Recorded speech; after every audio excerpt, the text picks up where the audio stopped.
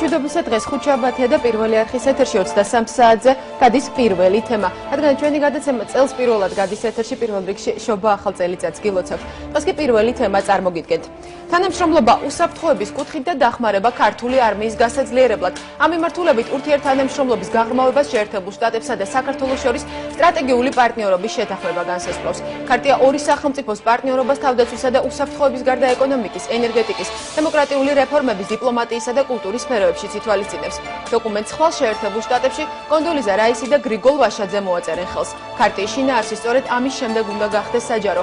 რაკუთხით ელის ურთიერთობის გაღრმავებას ოფიციალური თბილისი და მოხერხდება თუ არა საერთაშორისო ორგანიზაციების გააქტიურება ოკუპირებულ რეგიონებში. ეუთოს მისიის მანდატის შეჩერების შემდეგ რუსეთის მორიგი ნაბიჯი შესაძლოა აფხაზეთში გაეროს სადამკვირვებლო მისიის გაგრძელების დაბლოკა ან მისი ფორმატის შეცვლა გახდეს. დღეს ჩვენს გადაცემაში ნახავთ.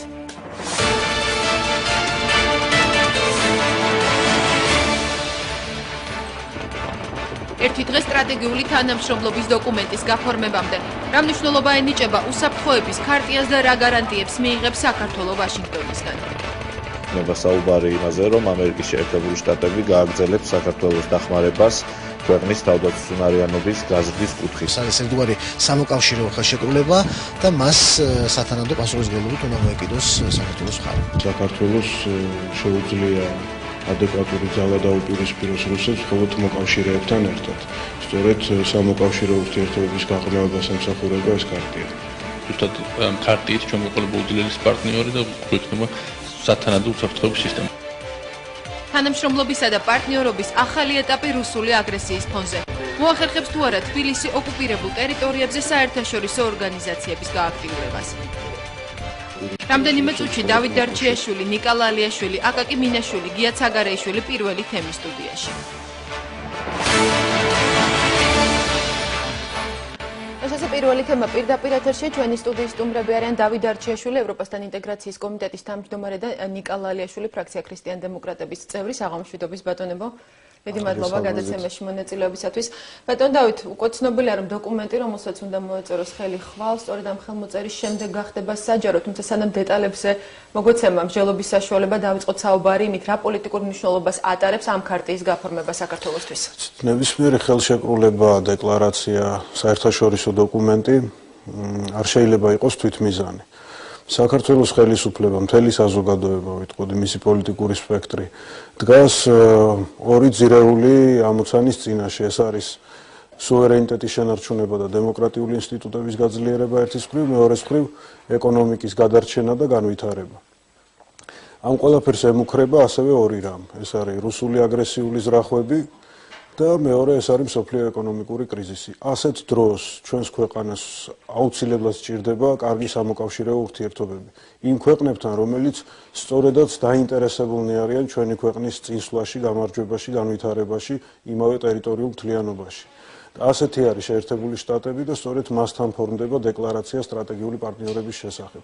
და სწორედ ის საკითხებია იქ გამოკვეთილი, ეს არის თავდაცვა, უსაფრთხოება, ეკონომიკური თანამშრომლობა, რაც ასევე ძალზე მნიშვნელოვანია, საუბარი არის სავაჭრო, ვთქვათ, შეღავათებზე და თავისუფალ ვაჭრობისაკენ სვლაზე და ასევე ზოგადად საზოგადოებრივ, კულტურულ, საგანმანათლებლო დონეზე ძალიან მჭიდრო ურთიერთობები. ანუ ისო პოლიტიკურად ეს არის ძალიან მნიშვნელოვანი გადაწყვეტილება შეფასება ამაზე ცალსახა. ჩარჩოს ქმნის იმისა, რაც აქამდე გაკეთებულა და რაც სამომავლოდ არის გასაკეთებელი. მადლობთ, ბატონიკა, ბალტიის ქვეყნებთან და უკრაინასთან გაფორმებული მსგავსი ქარტია, როგორც არის ცნობილი, არ ყოფილა იურიდიული ვალდებულებების შემცველი, მაგრამ მაშინაც ერთხმად თანხმდებოდნენ იმაზე, რომ ამას ჰქონდა უდავოდ დიდი პოლიტიკური მნიშვნელობა.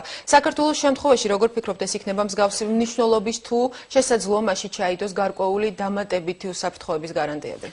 ეს ჩვენ ძალიან სასახად უნდა განვმარტოთ ჩვენ საზოგადოებას, რომ ამ ქარტიას აქვს მხოლოდ და მხოლოდ პოლიტიკური მნიშვნელობა.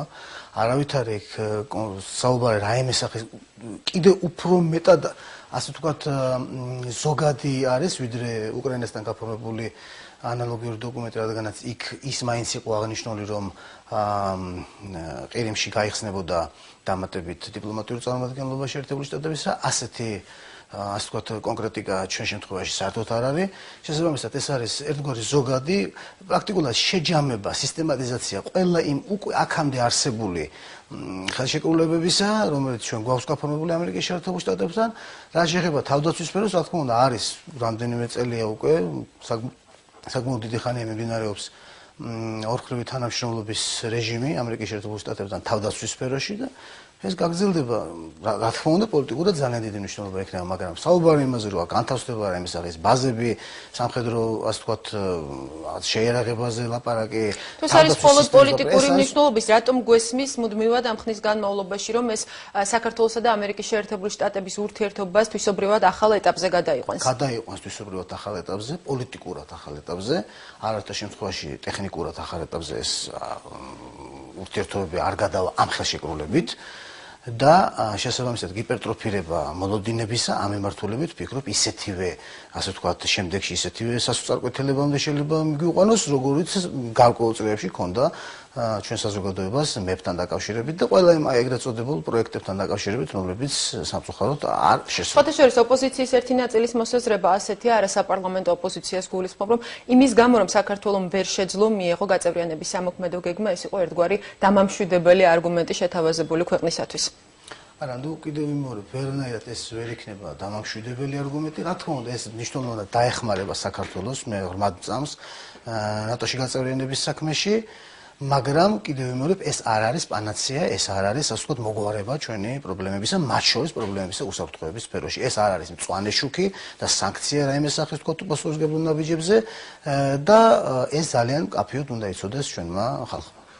ბატონ დავით, რა შეიძლება შეიცვალოს უსაფრთხოების კუთხით? რა ტიპის თანამშრომლობაზე შეიძლება იყოს საუბარი? ცდილობ თავისთავად რომ ის რომ დოკუმენტი პოლიტიკურია, სულაც არ ამცირებს მის მნიშვნელობას. უნდა მაშინ ვთქვათ, რას ნიშნავს პოლიტიკა. პოლიტიკა ნიშნავს უფლებების, მოვალეობების, ძალის და ძალაუფლების ურთიერთგაზიარებას, განაწილებას საერთაშორისო დონეზე. ამ შემთხვევაში საერთაშორისო პოლიტიკაზე ვსაუბრობთ, ხო?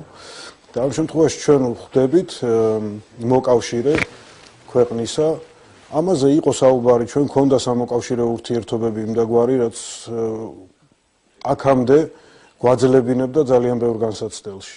მიუხედავად იმისა, რომ ძალიან ბევრი პრობლემა აქვს ქვეყანას, არა, ქვეყანა არსებობს. ძალიან რთული პერიოდი, მიუხედავად იმისა, რომ საქართველოს და ამერიკის შეერთებული შტატები აქამდეც მიიჩნევოდნენ სტრატეგიულ მოკავშირეობას. თუნდაც გაფორმება ამ დონეზე, დეკლარირების დონეზე, რომ ჩვენ ვართ სტრატეგიული პარტნიორები და აქედან გამომდინარე გავაკეთებთ ყველაფერს საიმისოდ, რომ ამ შემთხვევაში საქართველოსათვის რა არის პლუს იმაზე ვლაპარაკობთ, რომ საქართველოს უსაფრთხოება და მისი ეკონომიკური განვითარება იქნას უზრუნველყოფილი, აი ესეთი ტიპის დეკლარაცია საქართველოსა და შეერთებულ შტატებს შორის არ ყოფილა. ხო და ახლა საერთაშორისო დონეზე ასეთი განცხადების გაკეთება უმნიშვნელო ნამდვილად არ არის განსაკუთრებით იმათთვის, ვინც არანაირად არ არის საერთაშორისოვე ასპარეზზე დაინტერესებული ჩვენი ქვეყნის დამოუკიდებელ განვითარებაში.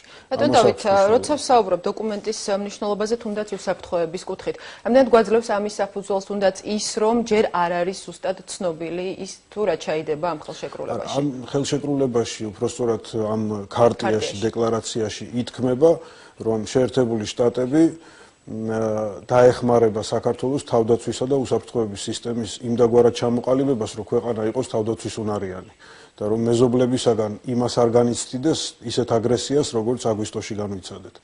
ხო და რა ფორმით იქნება ეს დახმარება, ნებისმიერი საუბარი ფინანსურ და სამხედრო ტექნიკურ ასპექტებზე, ხო? ეს უკვე არის შემდგომ აქედან გამომდინარე კონკრეტული პროგრამებისა და პროექტების, რაზეც ბატონმა ნიკამ ისაუბრა, გაფორმების საკითხი. ეს უკვე პარლამენტში განიხილება და უბრალოდ დახმარება და ეს ქარტია ვერ გახდება უსაფრთხოების, თუნდაც ერთგვარი გარანტი, რადგან ასეთი გარანტი მეთიუ ბრაიზეს თქმით შესაძლოა იყოს მხოლოდ და მხოლოდ ნატოს წევრობა. რომელიც სუვერენულ სახელმწიფოებად იყოფა და ზოგჯერ ანარქიულს უწოდებენ საერთაშორისო პოლიტიკურ სისტემას, 100%-იანი გარანტიები არავის არაფრისაგან არ აქვს.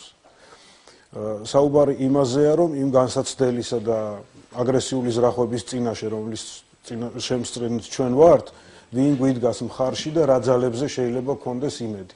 ამაზეა საუბარი, თორე ყველა პრობლემას რო ეს არ მოხსნის, ჩვენ სუვერენული ქვეყანა ვართ, ბევრი ის პრობლემა, რაზეც გაკვირით ვისაუბრეთ ახლა, ჩვენივე გასაკეთებელია, მაგრამ ამ შემთხვევაში შეერთებული შტატები ჩვენთვის არის დამხმარე ამ პრობლემების გადაწყვეტაში. დიდი მადლობა. ის რომ შინაარსი ჯერ არ არის ზუსტად ცნობილი, ბადებს გარკვეულ კითხვებსაც და ოპოზიციის მხრიდან დღესაც გამოითქვა მოსაზრებები, რომ შესაძლოა ეს ითვალისწინებდეს ბაზების განთავსებასაც. მეტიც არასაპარლამენტო ოპოზიციის ნაწილმა ისიც განაცხადა, რომ საქართველოს ხელისუფლება თავად თავაზობს შეერთებულ შტატებს საქართველოს ტერიტორიაზე ბაზები განთავსდეს. თქვენ საუბარში უკვე ახსენეთ ბატონიკა, რომ ეს არ ითვალისწინებს ბაზების განთავსებას. რა საფრთხეებს შეიძლება ეს შეიცავდეს? მე საერთოდ წინააღმდეგი ვარ, როგორც უკვე გითხარით, ამ დოკუმენტისადმი რაღაც განსაკუთრებული მოლოდინებისა ამის წინააღმდეგი ვარ და ასევე აბსოლუტურად წინააღმდეგი ვარ განვიხილოთ ეს დოკუმენტი როგორც რაღაცას ვთქვათ ხელშეკრულება ფაუსტსა და მეფისტოფელეს შორის. არანაირ მსგავსას ვთქვათ საქართველოს ტერიტორიების არენდით გადაცემას 90 წლით თუ რაღაც ასეთი მოისმინეთ დღეს, არანაირ ბაზების განთავსებას, არანაირ საქართველოს გადაქცევას პოლიგონად და ასე შემდეგ ეს დოკუმენტი არ ითვალისწინებს. ეს მე შემიძლია სულად ცალსახად ვთქვათ, რამდენიც მე ვიცნობ მისას ვთქვათ უკვე თითქმის შეიძლება ვთქვათ საბოლოო ვერსიას. და თუკი ხელშეკრულების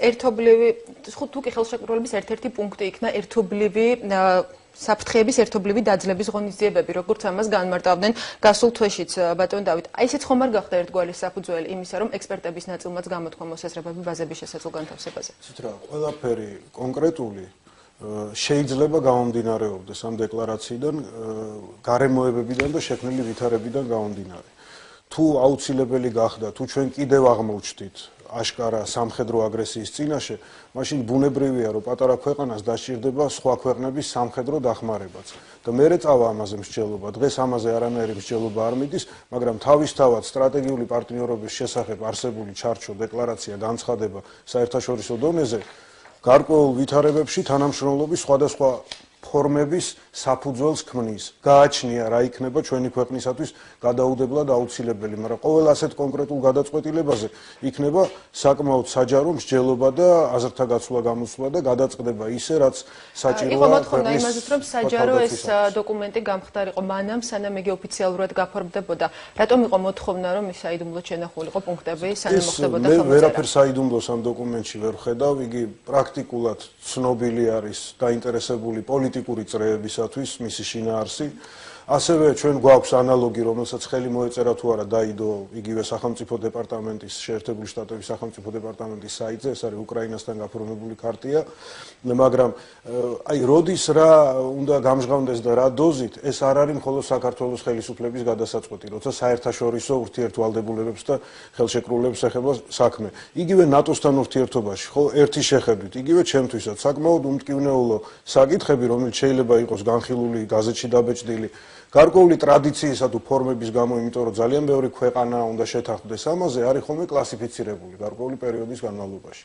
მაგრამ ჩვენ პრაქტიკულად მედიასთან ერთად გავაჟღერეთ ყველაფერი, რაც კი შეიძლება ამ დოკუმენტში იყოს. დანარჩენი არის ხელმოწერის შემდეგ გამოქვეყნების საკითხი. ეს არ არის იმ დონის, ასე ვთქვათ, სამართლებრივი დეტალური დოკუმენტი, რომელიც მოითხოვს რატიფიკაციას, აქედან გამომდინარე წინასწარ განხილვებს პარლამენტში. ბატონ დავით, იქნებ ისიც ზაგვი კონკრეტულად რამდენიც ეს არის დღეს შესაძლებელი, როდესაც დაიწყო საუბარი ქარტიის შესაძლო გაფორმებაზე, ითქვა საგარეო საქმეთა სამინისტროს მხრიდან, რომ გარკვეული პუნქტები ჩაიდო ქართული მხარის მოთხოვნით. იმდენად პუნქტებზე არ არის საუბარი, რამდენადაც ჩემთვის ცნობილია, ეს მაინც ჯერჯერობით არის უშუალოდ, ვთქვათ, დიპლომატიური სამსახურების სამუშაო პროცესის საკითხი, რამდენადაც აქცენტებზე და, ასე ვთქვათ, სიტყვების შერჩევაზე, რამდენად მკაფიოდ იქნება გამოკვეთილი ის, რაც ჩვენთვის არის განსაკუთრებით აქტუალური, ეს არის თავდაცვა, უსაფრთხოება და ეკონომიკური თანამშრომლობა. ბატონიკა, როგორ ფიქრობთ, რამდენად შეიძლება საქართველოსა და ამერიკას შორის გაფორმებული სტრატეგიული პარტნიორობის შეთანხმება იყოს ერთ-ერთი წინ გადადგმული ნაბიჯი ჩრდილოატლანტიკურ ალიანსში ინტეგრაციის გზაზე? მე დარწმუნებული ვარ, რომ ეს იქნება ძალიან მნიშვნელოვანი ჩვენთვის, წინა წელსაც პოლიტიკური თვალსაზრისით. ამერიკის შეერთებული შტატები არც აქამდე იშურებდა თავის ძალისხმევას და მხარდაჭერას არ აკლებდა საქართველოს გაწევრიანების საქმის ნატოში და ვფიქრობ, რომ ამის შემდეგ უკვე, ასე ვთქვათ, ბევრად უფრო ინტენსიური გახდება ამერიკის შეერთებული შტატების მიერ ლობირება აი ამ თემისა. ისე რომ ამ მიმართულებით სწორედ რაც რომ დარწმუნებული ვარ, რომ ძალიან ვთქვათ, პოზიტიური შედეგები. მაგრამ იმისათვის, რომ სკეპტიკურად განწყობილი მოკავშირეები დარწმუნდნენ იმაში, რომ საქართველოს ამ ეტაპზე მაინც მიიღებს გაწევრიანების სამოქმედო გეგმას, ალბათ მხოლოდ უსაფრთხოების, თუნდაც თავდაცვის სფეროს გაძლიერება არ უნდა იყოს ამისთვის საკმარისი. რა თქმა უნდა. ბრიუსელის სამიტზე იყო კიდეც მოწოდება, რომ დემოკრატიის კუთხით არის მეტი რეფორმები საჭირო. რა თქმა უნდა, დარწმუნებული ვარ, რომ იმავდროულად ამერიკის შეერთებული შტატები გააძლიერებს საქართველოში დემოკრატიული ინსტიტუტების მშენებლობის, ასე ვთქვათ, მოთხოვნებს და გარკვეულად ზეწოლასაც კარგი გაგებით ჩვენს ხელისუფლებაზე იმისათვის, რომ აქ გადაიდგას რეალური პროგრესული და რეალური რეფორმისტული ნაბიჯები. ბატონ დავით, რამდენად დგამს ამ ნაბიჯებს ხელისუფლება? თუნდაც ისევ რომ გავიხსენოთ უკრაინასა და ბალტიისპირეთის ქვეყნებთან გაფორმებული შეთანხმებები, ასევე იყო ჩადებული, რომ დემოკრატია არის უსაფრთხოების განვითარებისა და თავისუფლების უმთავრესი გარანტი, ანუ მხოლოდ დოკუმენტის ხელმოწერა თქვენს თანხმდებით, რომ ვერ იქნება ასეთი გარანტი. დასაკეთებს ამისეთ საქართველოს ხელისუფლება. შეერთებულ შტატებსა და საქართველოს შორის პარტნიორობა სტრატეგიულად მნიშვნელოვანი და პერსპექტიული. რომ აქ რაღაცას თქვა მე-19 საუკუნის ფარულ ალიანსზე კი არ არის ლაპარაკი, რომ ჩვენ მესამე ქვეყნის წინააღმდეგ რაღაცა გვაერთიანებს და მეტი არაფერი. აქ ღირებულებებზე და იმ პრინციპებზეა საუბარი, რომელზეც დგას შეერთებული შტატები, ეს არის ადამიანის უფლებები და ეკონომიკის განვითარება, ისევ ესე ვთქვათ ადამიანის და მოქალაქეების სოციალურ მდგომარეობაზე არის ორიენტირებული და ასევე არის ეს ჩვენი ინტერესი. სხვაგვარად არ გვესმის, სუვერენიტეტიც კი არ არის თვითმიზანია, სუვერენიტეტი დემოკრატიას და ადამიანის უფლებებს უნდა მოხმარდეს. და ეს არის ჩადებული, რა თქმა უნდა, და პარტნიორობის შემდგომი გაღრმავება მხოლოდ ხელს შეუწყობს ჩვენს ქვეყანაში, როგორც სუვერენიტეტის გამტკიცებას, ისე დემოკრატიული ინსტიტუტების შემდგომ განვითარებას. მე უბრალოდ წინა თემაზე ერთს დავუმატებდი, რომ ბალტიისპირეთს არანაკლებ სკეპტიკურად უყურებდნენ ევროპაში, ბევრი, როცა ნატოში გაწევრიანება არ გაწევრიანების საკითხი იდგა და ელცინის მთავრობა ბევრად უფრო სუსტი ვიდრე პუტინის მთავრობა, მაგრამ თავისი რიტორიკით არანაკლებ აგრესიული იყო ბალტიისპირეთის ნატოში შესვლისადმი. სწორედ 98 წელს შეერთებულმა შტატებმა გააფორმეს ეს ქარტია, ერთი წელი გავიდა ამის შემდეგ, როდესაც ბალტიისპირეთი ნატოს წევრი გახდა. ახლა მე ნამდვილად არ მინდა 99 წელს იქნა მიღებული გადაწყვეტილება, რომ ბალტიისპირული ქვეყნები ნატოში შესულიყვნენ. მე არ მინდა ახლა ზუსტი ანალოგები გავავლო და გვადებზე ვისაუბრო, ისევე როგორც არავინ არ იცის ხვალ, ისევ იქნება მაპი, როგორც შესასვლელი ერთადერთი გზა თუ რაიმე სხვა კონფიგურაციები გაჩნდება და მექანიზმები და ინსტიტუტები. მაგრამ იმაჩნია, რომ როგორც უსაფრთხოებისათვის, ისე ჩვენი ქვეყნის დემოკრატიული და ეკონომიკური განვითარებისათვის ამ ქარტიას აქვს ძალზე სერიოზული მნიშვნელობა და იგი შემდგომი ნაბიჯია საერთო ამ დემოკრატიული ქვეყნების ალიანსში საქართველოს შესასვლელად. და დასასრულს კიდევ ერთი შეკითხვა გამოითქვა ასეთი მოსაზრებაც, რომ თუნდაც ამ ქარტიის გაფორმებამაც კი შესაძლოა წარმოშოს რუსეთის მხრიდან ხელახალი საფრთხე და ხელახალი აგრესიის შესაძლებლობა. მე ადრეც მაქვს ნათქვამი ამ საკითხთან დაკავშირებით, რომ ასეთი ხელშეკრულების გაფორმება ამერიკის შეერთებულ შტატებთან არავითარ შემთხვევაში არ გულისხმობს სიტუაციის, ისედაც ძალიან მწვავე სიტუაციის კიდევ უფრო რადიკალიზებას, არავითარ შემთხვევაში არ გულისხმობს რუსეთთან დიალოგზე უარის თქმას. მე მაგალითად ბედნიერი ვიქნებოდი, რომ ჩემს ქვეყანას გაეფორმებინა ანალოგიური ხელშეკრულება რუსეთთანაც, ყველა ჩვენს მეგობართან და მეზობელთან რეგიონში. თუმცა ეს რა თქმა უნდა ფანტასტიკის სფეროდან გახლავთ, მაგრამ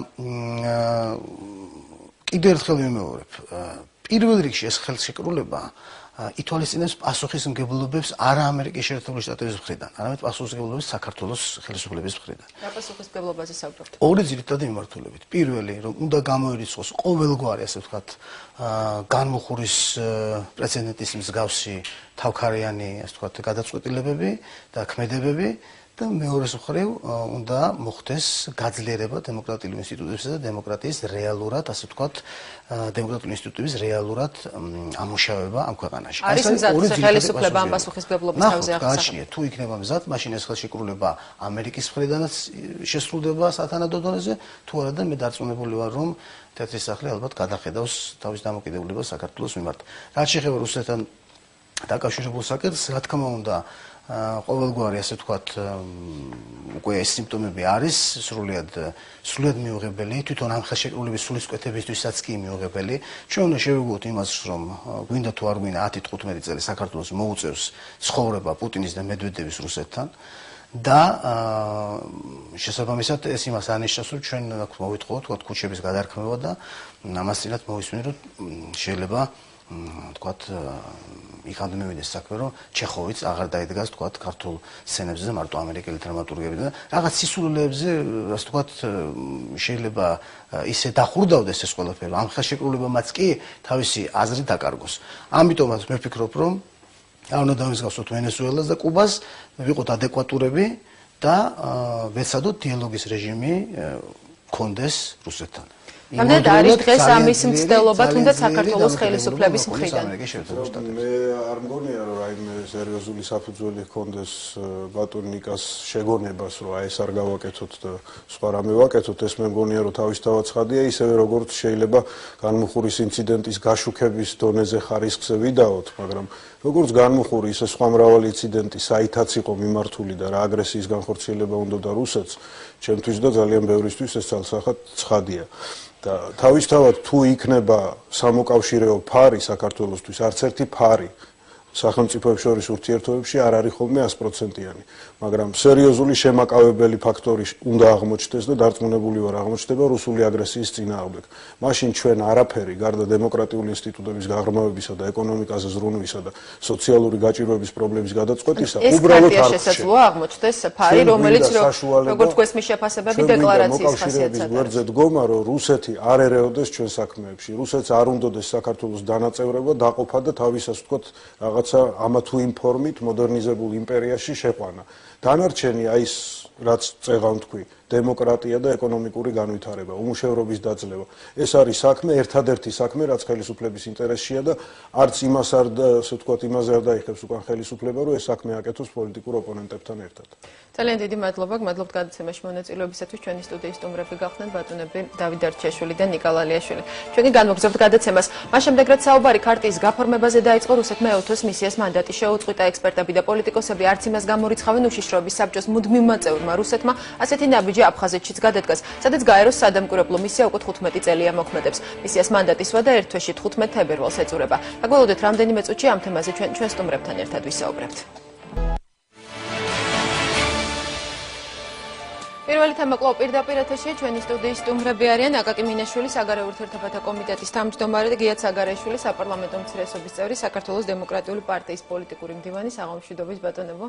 მადლობთ გადაცემაში მონაწილეობისათვის. ჩვენი გადაცემის ამ ნაწილში ვისაუბრებთ იმაზე, შესაძლოა თუ არა დაბლოკოს რუსეთმა გაეროს მისიის მანდატის გაგრძელება აფხაზეთში და რამდენად შეიძლება გააქტიურდეს საერთაშორისო ორგანიზაციების როლი ოკუპირებულ ტერიტორიებზე, თუმცა მანამდე მინდა გთხოვოთ შეფასება იმ დოკუმენტისა, იმ ქარტიისა, რომელიც ხვალ გაფორმდება შეერთებულ შტატებში და რომელსაც ჩვენი გადაცემის პირველი ნაწილის სტუმრებთან ერთად ვსაუბრობდით. ბატონო აკაკი, რამდენად დიდია ამ დოკუმენტის პოლიტიკური მნიშვნელობა? კიდევ ერთხელ მოგესალმებით ჩვენს მაყურებელს, მოულოცავ შობა ახალ წელს და რაც მთავარია ვუსურვებ გამარჯვებას და ჯანმრთელობას, იმიტომ რომ ჩვენი ყველას მიზანია დღეს საქართველოში, მათ შორის ბატონი გიორგის, მათ შორის უმრავლესობის წევრების, რომ ამ ადამიანების, ჩვენი მოქალაქეების პრობლემები გადაიჭრას. ეს იქნება სოციალური პრობლემები, ეს იქნება დასაქმების პრობლემა, ეს იქნება უსაფრთხოების პრობლემა. ამიტომ მათ შორის განურჩევლად ეთნიკური წარმომავლობის, მათ შორის ჩვენი აფხაზი და ოსთანა მოქალაქეების. სამწუხაროდ დღეს რუსეთის ოკუპაციის გამო ამ ტერიტორიებზე ჩვენ ვერ ვახერხებთ აი ამ ინტერესების და აი ამ ადამიანების უფლებების დაცვას, თუმცა უახლოეს მომავალში ეს განხორციელდება და ჩვენ ვდებთ პირობას, რომ ჩვენ შევასრულებთ იმ დავიწყებთ სწრაფად და აქტიურად მუშაობას მათი პრობლემების დაძლევად, მათი სოციალური პრობლემების დაძლევად. დოკუმენტს თქვენ ახსენეთ რომ უსაფრთხოების საკითხი ძალიან მნიშვნელოვანია, ამდენად იქნება ეს ქარტია ერთ-ერთი გადადგმული ნაბიჯი მისაღწევად. ეს ქარტია არის ძალიან სერიოზული ნაბიჯი წინ. მე ძალიან მოკლე შეფასებას გავაკეთებ, ეს არის თანამშრომლობა, ეს არის მეკავშირეობა ორ სახელმწიფოს შორის არსებული საფრთხეების, არსებული გამოწვევებისა და პრობლემების წინააღმდეგ. ჩვენ ყველამ კარგად რა გამოწვევები აქვს საქართველოს და ამერიკის შეერთებულ შტატებს როგორც სტრატეგიული პარტნიორის ყოლა ნიშნავს, რომ ეს არის ძალიან სერიოზული ბიძგი საქართველოს განვითარებისათვის ყველა მიმართულებით. ქარტია, რომელიც ატარებს დეკლარაციის ხასიათს, რამდენად იქნება ამის გარანტირას ეს არის ვალდებულება ორ სახელმწიფოს შორის, რომ ისინი ითანამშრომლობენ ამ სფეროში. რამდენად ცნობილია ვალდებულებები იურიდიულად არ არის ჩადებული ამ ქარტიისათვის. ეს არის პოლიტიკური განაცხადი და დღეს საერთაშორისო პოლიტიკაში ძალიან დიდი მნიშვნელობა აქვს გზავნილებს, პოლიტიკურ გზავნილებს. ეს არის გზავნილი შეერთებული შტატების მხრიდან, რომ კავკასიის რეგიონში მას ყავს უახლოესი მეგობარი, უახლოესი მოკავშირე და ის ბოლომდე იბრძოლებს მისი ინტერესების დასაცავად. ბუნებრივია აქ ჩვენც გვაქვს გარკვეული ვალდებულებები, მათ შორის ის, რომ არსებული მსოფლიოში არსებული საფრთხეების წინააღმდეგ რაღაცა წვლილი შევიტანოთ, მაგალითად ტერორიზმის წინააღმდეგ ბრძოლაში. ამიტომ ეს ძალიან სერიოზული ისევ და ისევ ვიძახი ზესახელმწიფოს, სოფლიოში ზესახელმწიფოს სტრატეგიული მეკავშირეობა ნიშნავს იმას, რომ გაჭირვების, პრობლემების გამოწვევები და სტრატეგიულ მოკავშირედ აქამდეც მოიხსენიებოდა საქართველოს შეერთებული შტატებისათვის ბატონო გაკი, თუმცა ეს არ ყოფილა შემაკავებელი, თუნდაც აგვისტოს ომისათვის. ამიტომ ვიძახი სწორედ ამაზე იყო უკვე საუბარი, ეს არის სერიოზული პოლიტიკური გზავნილი. ბატონ გია, თქვენი შეფასება როგორია, რამდენად შეიძლება ამ მიმართულებით თუნდაც თანამშრომლობის გააქტიურება, თუნდაც უსაფრთხოების კუთხის საქართველოსათვის ერთგვარი დამცავი ფარი გახდეს. პირველ რიგში მინდა მივულოცო სრულად საქართველოს შობა ახალი წელი. უსურო ჩვენ ქვეყანას აყვავება, გამძლეობა ჩვენ ხალხს, ნამდვილად გვჭირდება ჩვენ სულ ყველას. მინდა გითხრათ, რომ რა თქმა უნდა ორმხრივ ურთიერთობაზე ნებისმიერ ქვეყანასთან საუბარს აქვს ძალიან დიდი მნიშვნელობა, მით უმეტეს ამერიკის შეერთებულ შტატებთან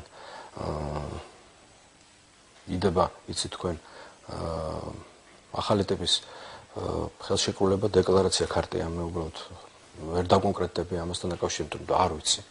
უბრალოდ მეც მაინტერესებს, რასთან გვაქვს ჩვენ საქმე, მაგრამ ამაზე შემდგომ ვისაუბროთ. მე მინდა ვთქვა, რომ ამ ეტაპზე ამ ურთულეს პერიოდში, რა პერიოდში ჩვენი ქვეყანა იმყოფება, რა თქმა უნდა, ამგვარ ურთიერთობებს ჩვენთვის მით უმეტეს ჩვენ ყველაზე ახლო და მნიშვნელოვან პარტნიორთან, სტრატეგიულ პარტნიორთან აქვს რა თქმა უნდა ძალიან დიდი მნიშვნელობა. ბატონ გია, ოპოზიციის ნაწილი, ექსპერტების ნაწილიც ამ ქარტის გაფორმებას რუსეთისათვის ერთგვარ გამაღიზიანებელ ფაქტორად მიიჩნევს. თქვენ რამდენად მიგაჩნიათ ასე? ხომ გლისში სიცხარე არავის არ გაუწყვეტია. ჩვენ თუ ესე მიუდგებით ამ ფაქტორს, ესე იგი საერთოდ აღარც გაგვიხედია თბილისის ფარგლებს გარეთ, ეს კი უნდათ ჩვენ მეზობლებს შილოთიდან, მაგრამ ეს რა თქმა უნდა არ იქნება არასდროს ასე. ჩვენ პირველ რიგში ჩვენი ქვეყნის, ჩვენი ხალხის ინტერესებიდან უნდა გამოვიდეთ. რა თქმა უნდა, ვცხოვრობთ ურთულეს პერიოდში, რა თქმა უნდა, გასაზიარებელია მათ შორის რუსეთის ფედერაციის სტრატეგიული ინტერესები ამ რეგიონში. ესეთი ინტერესები არსებობს, ახლა ეს ჩვენ მოგწონს, არ მოგწონს, ეს ნამდვილად ასეა და ჩვენ ამ სიტუაციას ვერაფრით ვერ გავექცევთ. და ის რომ ასეა და ის რომ შეიძლება ჩვენ ძალიან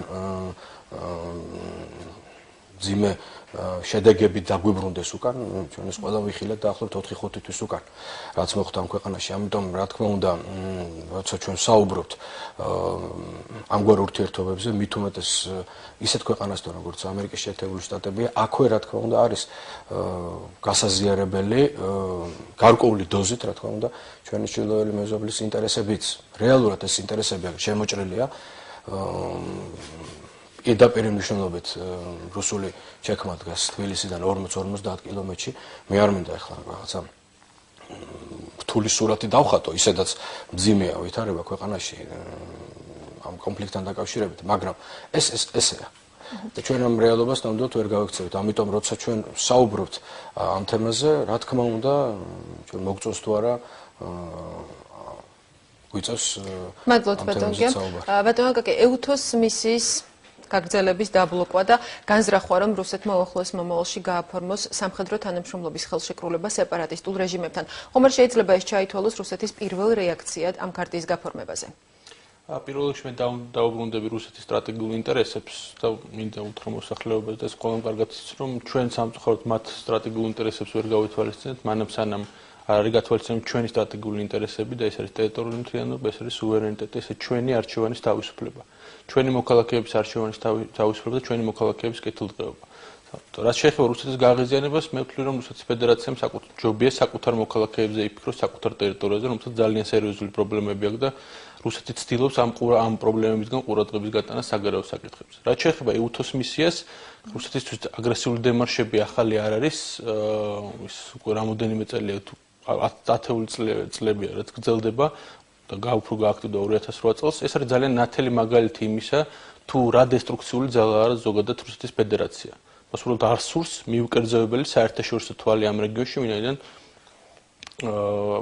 არ გამოქვეყნდეს ან არ მისი დანაშაული. რამდენი სურათს ოკუპირებულ ტერიტორიაზე ცხინვალის რეგიონში?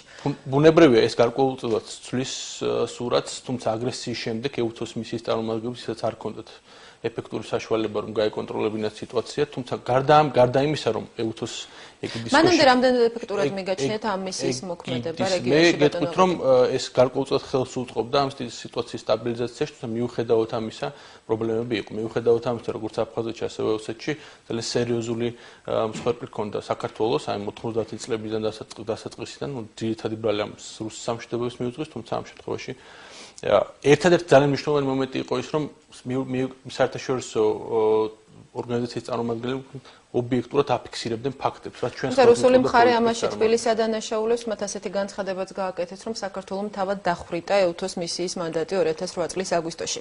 ბატონია, ეს რუსეთის ფედერაციის პოზიცია, თუმცა სხვა დანარჩენი ორგანიზაციები და სახელმწიფოების პოზიციას განსხვავდება მათგან და ეს განათელი მაგალითად ვინ არის დესტრუქციული ძალა რეგიონში. ბატონია, თქვენ როგორ მიგაჩნიათ ოპოზიციის წარმომადგენლს, რამდენად ეფექტიანად მოქმედებდა EUTOS სადამკვირვებლო მისია ამ რეგიონში და რამდენად შეიცვლება სურათი უკვე დღის შემდეგ? პირველ რიგში მინდა გითხრათ, რომ EUTOS-თან მიმართებაში რუსეთს ყოველთვის ფაქტურად გადამწყვეტი როლის თამაში შეეძლო. იგი არის ერთ-ერთი ყველაზე დიდი დამფინანსებელი ამ ორგანიზაციის. მე გახლავართ შესაბამის დელეგაციის წევრი უკვე მე-5 წელია საპარლამენტო დელეგაციის წევრი EUTOS-ში. ყოველთვის იგრძნობოდა უზარმაზარი ზეწოლა ამ ორგანიზაციის რუსეთის მხრიდან.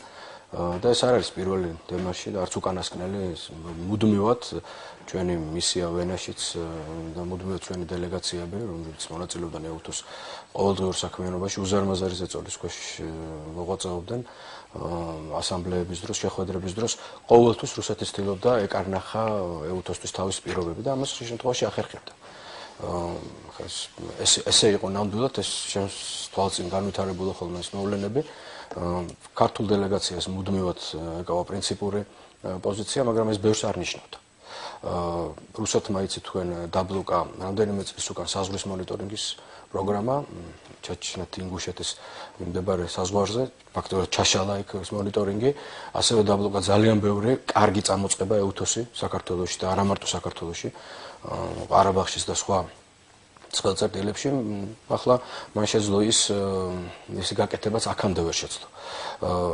მას უნდა სახელი შეუცვალოს, თვითონ მისის დასახელება შეიცვალოს, ეს არის ძალიან მზაკრული იდეა, რომელსაც ახლა რა თქმა უნდა ნებისმიერ ჭკუად ყოფილი ადამიანი მიხვდება, სახელის ცვლილება de facto და უკვე de jure-ც ნიშნავს იმის აღიარებას, რომ არსებობს სამხრეთ ოსეთი, არსებობს აფხაზეთი, იგივე არის აფხაზეთთან დაკავშირებით, გაერთიანებული ერების ორგანიზაციის შესაბამისი მისიის ყოფნა არ ყოფნის საკითხიც დგება. ეს არის ის გზა, რომელსაც ირჩევს რუსეთი. მე უფრო მაინტერესებს ოპოზიციის წარმომადგენელს, რა გზას ირჩევს ჩვენი ხელისუფლება, რითი პასუხობს ამ გამოწვევებს, რა არის საპასუხო ჩვენი რეაქცია, რა უნდა გავაკეთოთ ჩვენ. ჩვენ აუცილებლად დავსვამთ ამ კითხვას და რა შეიძლება მოხდეს 15 თებერვალს, როდესაც უნდა განიხილოს გაერო მისიის სადამკვირვებლო მისიის მანდატის გაგრძელების საკითხი, თუმცა ამაზე რამდენიმე წუთში რეკლამის შემდეგ.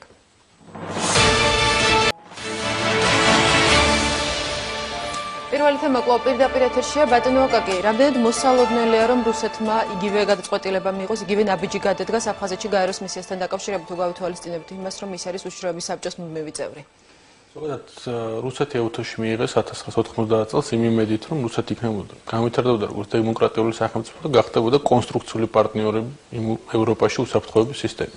სამწუხაროდ ეს ძალიან დიდი შეცდომად აღმოჩნდა, იმიტომ რომ ნებისმიერ ორგანიზაციაში რუსეთს აქვს ვეტოს უფლება და აქვს დიდი გავლენა, იმ ორგანიზაციას პრობლემა იქნება და ის ორგანიზაცია ვერ ასრულებს იმ ფუნქციას, რაც მას აქვს დაკისრებული. ამ შემთხვევაში ეს ორივე ეხება როგორც გაეროს, ასევე EUTOS.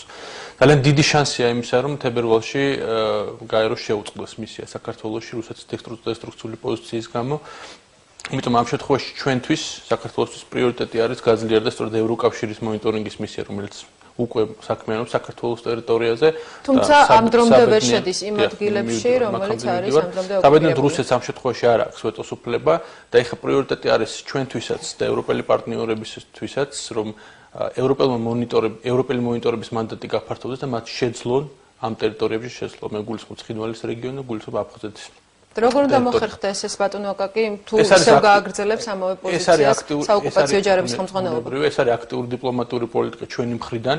ეს უნდა იყოს პრინციპული პოზიცია ევროპელების მხრიდან და ამაზე უკვე გაჟღერდა ახალი თავმჯდომარე სახელმწიფოს ჩეხეთის მხრიდან და ეს კიდევ უფრო მკაფიო და ნათლად გამოჩნდა, რომ ეს საჭიროება გამოჩნდა მას შემდეგ, რაც შეუწყდა EUTOS მისიას თავის ფუნქციონირება და ანალოგიური საფრთხე ემუქრება გაეროს. და ეს ამაზე კითხვები არავის არ აქვს. ამის ძალიან აქტიურ როლს ითამაშებს ასევე შეერთებული შტატები და მტკიცე პოზიცია, ერთიანი პოზიცია, როგორც ჩვენი, ასევე ჩვენი პარტნიორების, როგორც ევროპაში და ამერიკაში, იქნება იმის გარანტი, რომ ჯერ ერთი ეს მანდატი გაიზრდება მოკლევადიან პერიოდში და შემდგომში გრძელვადიან პერიოდში დაიწყება საუბარი ევროპული სამშვიდობო ძალების შესახებ, მიუკერძოებელი ძალების შესახებ. მაშინ, როდესაც ევროკავშირის სადამკვირვებლო მისია იწყებდა მუშაობას, თავის მოქმედება საქართველოს ტერიტორიაზე, ჩვენ გვესმოდა, რომ ეს იქნებოდა ამას ეგ მოყვებოდა ძალიან კარგი შედეგი, თუმცა გავიდა რამდენიმე თვე და რეალურად შედეგი ჯერჯერობით არ დამდგარა, გამომდინარე იქიდან მე ისევ გავიმეორებ, რომ ისინი კვლავ ვერ ახერხებენ შესვლას გარკვეულ რეგიონებში. მე ისევ და ისევ ვიმეორებ, ეს არის აი მტკიცე პოლიტიკის გაგრძელება, უნდა იყოს მტკიცე პოლიტიკის გაგრძელება. ჩვენ დღეს მოვახერხებთ ის, რომ შევაჩერეთ რუსეთის აგრესია, სამხედრო აგრესია და გარდა ამ დიპლომატიური საქმიანობისა, ბუნებრივად ჩვენ უნდა ვიფიქროთ ჩვენი უსაფრთხოების სისტემების გაძლიერებაზე. სწორედ აი ეს ხელშეკრულება, ეს ქარტია ამას უწყობს ხელს. ერთი კითხვა ბატონო აკაკი, არ გამორიცხავენ ექსპერტები იმასაც, რომ რუსეთმა ამ შემთხვევაში არათუ დაბლოკოს, არამედ შეიძლება მოითხოვოს ფორმატის ისე შეცვლა, რაც იქნება საქართველოსთვის მიუღებელია. საუბარი დაიწყო აფხაზეთში კომისიის შექმნაზეც, რაც ექსპერტების მოსაზრებით შესაძლოა იყოს ადეკვატ, ეკვივალენტური აფხაზეთის აღიარებისა. რამდენად არის მოსალოდნელი მსგავსი ნაბიჯის გადადგმა და რა რესურსი აქვს ამისათვის საქართველოს ხელისუფლებას? საქართველოს ინტერესებზე საუბარი, ნებისმიერი პოზიცია, რომელიც ექნება რუსეთს, ის იქნება წინააღმდეგობაში როგორც საქართველოს ინტერესებთან, ასევე ჩვენი ევროპელი პარტნიორები და ჩვენი ამერიკელი პარტნიორების ინტერესებისა და პრინციპების წინააღმდეგ. ეს ზოგადად ნებისმიერი ქმედება, რაც რუსეთს ახორციელებს, არის დამკვიდრებული საერთაშორისო სამართლისა და საერთაშორისო პრინციპების წინააღმდეგ. ამიტომ ამას არავინ არ დათანხმდება ეს ცალსახად. თქვენ გამორიცხავთ ამ სცენარით ბუნებრივი ანალოგიური მცდელობა იყო სწორედ EUTOS შემთხვევაში და ბატონმა გიამ ახსენა ამის შესახებ და ძალიან კატეგორიული პასუხი მიიღო ჩვენი მეგობრების წინაშე. იმიტომ რომ ეს არ არის მხოლოდ ამ ქვეყნის ინტერესი, ეს ზოგადად არის ის ფუნდამენტური უსაფრთხოების სისტემები, რომელიც არსებობს და ბუნებრივია ამას ჩვენ ყველა ერთად ვართ, იმიტომ რომ ჩვენ გვაქვს ერთი ღირებულება, მეგულისხმობ ევროპელებს და ამერიკელებს და ამ ღირებულებებსაც ყველა მზად არის რომ ბოლომდე იპოვოს. ბატონო, თქვენ დასვით კითხვა სანამ დაბრუნდებოდით ეთერში, რა გზა შეიძლება მიმართოს საქართველოს ხელისუფლებამ ამის თავიდან ასაცილებლად. თქვენ როგორ გესახებათ, რა არის ამ შემთხვევაში გამოსავალი? სანამ ბატონი გასცემს ეს კითხვები ბუნებრივია, ჩდება, თუნდაც ჩვენ პირველ თემას მოკლედ დაუბრუნდები, მე აქამდე ვერაფრით ვერ ვიხილე ის ქარტია თუ დეკლარაცია თუ ხელშეკრულება, ხაზი გავუსვი სამ დასახელებას ამ დოკუმენტისას, იმიტომ რომ ვერც საგარეო საქმეთა სამინისტროს საიტზე, ვერც სხვა ოფიციალურ საიტებზე მე ამას ვერ მივაგენი. რამდენჯერმე მოვიკითხე, პასუხი ვერ მივიღე და გავანებე თავი ხა ამის მოძიებას, ვფიქრობ ჯერჯერობით აზრი არ აქვს, ხვალ დილამდე 11 საათამდე, მე მგონი 11 საათს ეწერება ხელი. საღამოს 9 საათზე არ ვიდან 9 საათამდე. ამერიკის დროით, ხო. აი, ხო ხედავთ დროშიც დროშიც ვერ გავერკვიე მე და ეს მარტო ჩემი პრობლემა არ არის, ეს არის ძალიან ბევრი ადამიანის პრობლემა და ზოგადად ჩვენი მოსახლეობის, საზოგადოების პრობლემა არის. ხალხს აინტერესებს, ეს ბუნებრივია, სურვილი აინტერესებს, სურვილი ამოძრავებს, რომ გაიგოს რა არის, რაზე ვსაუბრობ ჩვენ ამერიკის შეერთებულ შტატებთან, რა სახის, რა სამართლებრივი ბუნების დოკუმენტია, დაჭირდება მას რატიფიკაცია საქართველოს პარლამენტში, არ დაჭირდება, საერთოდ რა წერია. ეს არის ქარტია სავარაუდოდ მე უბრალოდ ვერ მოვიპოვე და საერთოდ მინდა გითხრათ, რომ საქართველოს ხელისუფლებას ბრჭყალებში აქვს იმის უნიკალური ნიჭი, ყველაფერი კარგი, საბოლოოდ იმგვარად წარმართოს, რომ ბოლოს სადღაც ცუდამდე მივიდეთ ჩვენ და მე არ მინდა ახლა რაღაცა ამ ხელშეკრულების გაფორმების წინ რაღაც ცუდზე ვიფიქრო და ცუდი ვიგულისხო, მაგრამ ყოველ შემთხვევაში მე ეს ვერ მოვიწიე. ვერ მოვიწია ვერც ერთმა ჩემმა კოლეგამ ფაქტურად უმცირესობიდან. იყო რამდენიმე ვარიანტი, როგორც საუბრობენ, შემდეგ ეს შეიცვალა, დაიხვეწა, გამდიდრდა და მე ვერ ხვდები რატოა ეს საიდუმლოება.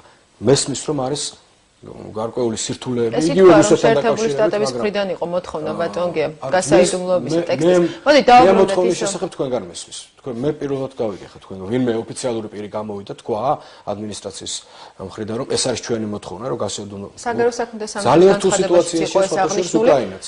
ბატონგე დავუბრუნდეთ. პარტია გამოქვეყნებული იყო და იცოდა უკრაინელმა ხალხმა რაზე ვსაუბრობ. ბატონ ნიკას მეგონი წაკითხული ქონდა ლალიაშვილს როგორც ეხა. ვერ გეტყვით. ბატონმა ნიკამ ისიც აღნიშნა რომ ეს უფრო ზოგადი ხასიათისაა ვიდრე უკრაინასთან გაფორმებული. ამაზე შეიძლება ვიდეოთ მე მგონი წაკითხული არ აქვს ნიკას. მოდი დავუბრუნდეთ ისევ გაეროს მისიის საკითხს, რა გზა შეიძლება მიმართოს ამის თავიდან ასაცილებლად ქვეყნის ხელისუფლებამ, თქვენ როგორ ფიქრობთ? პირველ რიგში რა თქმა უნდა სიფრთხილე. და ყველა ნაბიჯი იყოს გაწონასწორებული. ჩვენ არ უნდა დავუშვათ იმ სახის შესტომები, რა სახის შესტომების დავუშვით ცხინვალის კონფლიქტამდე. და არ უნდა აღმოჩნდეთ ისევ ჩათრეული ურთულეს სიტუაციებში, რომელიც ნამდვილად თავს მოხვეული იყო რუსეთის ფედერაციის მხრიდან. და რუსეთი ამისთვის ემზადებოდა მთელი წლების მანძილზე. ახლაც, რა თქმა უნდა, მე დარწმუნებული ვარ, რაღაცა მზაკრული გეგმა რაცების ავანტყოფურ წარმოსახვაში რუსეთში, მოსკოვში იხარშება და მწიფდება. მე ამაში დარწმუნებული ვარ უბრალოდ. მე არ მინდა რომ საქართველოს ხელისუფლება სწორედ ისე მოიქცეს, როგორც იგი მოიქცა კონფლიქტის გამწვავების წინა პერიოდში ან კონფლიქტის დროს ან მას მერე. ამიტომ ჩვენ უნდა გავითვალისწინოთ, რომ ჩვენ გვყავს მეზობელი, რომელიც ლამობს საქართველოს ამის გათვალისწინება რამდენად შეუშლის რუსეთს ხელს რომ გაეროს მისიის სადამკვირვებლო მისიის მანდატის გაგრძელება შეაჩეროს. იგი ყველაფერს იზამს იმისთვის, რომ ჩვენ გაგონწაროს. როგორც პირდაპირ გადატანითი მნიშვნელობით. ცხინვალშიც, სოხუმშიც და ყველგან, სადაც კი ქართული ინტერესია. ყველგან ნებისმიერ წერტილში მსოფლიოს. დიდი მადლობა. ბატონო აკაკი, რამდენად შეიძლება იყოს ამ შემთხვევაში ერთგვარი გამოსავალი, ან ერთგვარი გზა იმისა, რომ ეს აიცილოს თავიდან ქვეყნის ხელისუფლებამ საზოგადოების, საერთაშორისო საზოგადოების საქმის კურსში ჩაყენებამ? ბუნებრივია ამ მიმართულებით მიდის დიპლომატიური მუშაობა, თუმცა მე არ ვარ დარწმუნებული, რომ რომელიმე რუსეთი გადაიფიქრებს და არ დაადებს ვეტოს ამ გადაწყვეტილებას, იმიტომ რომ ამ შემთხვევაში რუსეთს არ აინტერესებს არავის პოზიცია, არც ევროპელების, არც ამერიკელების, განსაკუთრებით იმ ფონზე, რომ მას აქვს დაძაბული შიდა ვითარება და შესაბამისად ცდილობს თავის აგრესიული რიტორიკით და მოქმედებებით გარკვეული ყურადღება გადაიტანოს. ამიტომ მე კიდევ ერთხელ ვთქვი, მაგრამ კიდევ ერთხელ გავიმეორებ, რომ ეხლა ძალიან მნიშვნელოვანია და იზრდება ევროპელი მონიტორების როლი. ეს არის ახლა პრიორიტეტი, რომ ამ შემთხვევაში გავლენა პოლიტიკური არ არსებობს, ამიტომ სწორედ მათი მანდატი უნდა გაიზარდოს, მათი დაფარვის ტერიტორია უნდა გაიზარდოს და ბუნებრივია ამაში. ასეთ შემთხვევაში მოსკოვი გახდება იძულებული, რომ ისინი დაუშვას საქამდევო ტერიტორიას. ახლა მტკიცე პოზიცია, პოლიტიკური ზეწოლა რუსეთზე, როგორც ორივე ამერიკელებსა და ევროპელების მხრიდან და ეს ძალიან მნიშვნელოვანი იქნება, რომ დრო და დრო ესეთ მტკიცე პოზიციით ჩვენ ევროპელები და ჩვენ შევძლებთ რომ შევარყევთ რუსეთის პოზიცია ამ რეგიონში. ეს არის ერთადერთი გამოსავალი და კიდევ მეორეც მე უკვე ვახსენე, ეს არის უსაფრთხოების სისტემები, რომელზეც ჩვენ უნდა ვიზრუნოთ. და კიდევ ერთხელ გავიმეორებ ასევე, რომ საქართველოს აქვს რამოდენიმე სასიცოცხლო ინტერესი. ეს არის ტერიტორიული მთლიანობა, ეს არის არჩევანის თავისუფლება, ეს არის საკუთარი ხალხის კეთილდღეობა და ამ პრინციპებს სხვა რამეზე რანაბიჯები იქმნება იმისათვის, რომ ევროკავშირის სადამკვირვებლო მისიის თუნდაც მოქმედების არეალი გაფართოვდეს და ერთი თვე დარჩა იქამდე, სანამ უშიშროების საბჭო გაეროს მისიის გაგრძელება არ გაგრძელების საკითხს განიხილავს. მე მინდა გითხრათ, რომ ძალიან ბევრი ნაბიჯი იქმნება ისევ და ისევ დიპლომატიურ დონეზე, პარტნიორებთან კომუნიკაცია, ურთიერთობა, ინფორმაციის მიწოდება დეტალურად. და სხვადასხვა მიმართულებით, სხვადასხვა ადამიანი ძალიან აქტიურად მოძრაობს ევროპის ქვეყნებში და ამერიკაში. ამაზე ხდება ძალიან აქტიური კონსულტაციები, ამიტომ ძალიან მნიშვნელოვანი, რაც შეეხება გაეროს მისიას, მე მინდა გითხრათ, რომ აგრესიის შემდეგ მათ ძალიან სერიოზული პრობლემები აქვს აფხაზეთის ტერიტორიაზე. უბრალოდ არაფრის საშუალებას რუსეთი არ აძლევს, იმიტომ ისევ და ისევ იმის გამო, რომ აქ ეს გავლენა ორგანიზაციაში. ძალიან დიდი მადლობა. მადლობთ გადაცემაში მონაწილეობისათვის. ჩვენი სტუდიის სტუმრები გახდნენ დეპუტატები აკაკი მინაშვილი და გია ცაგარეიშვილი. პირველი თემა დღეს ამით დასრულებულია. ჩვენი გადაცემა ზუსტად ერთი კვირით გემშვიდობება ჩვენ ეთერში 15 იანვარს ზუსტად 23 საათზე გავალთ მომავალ შეხვედრამდე.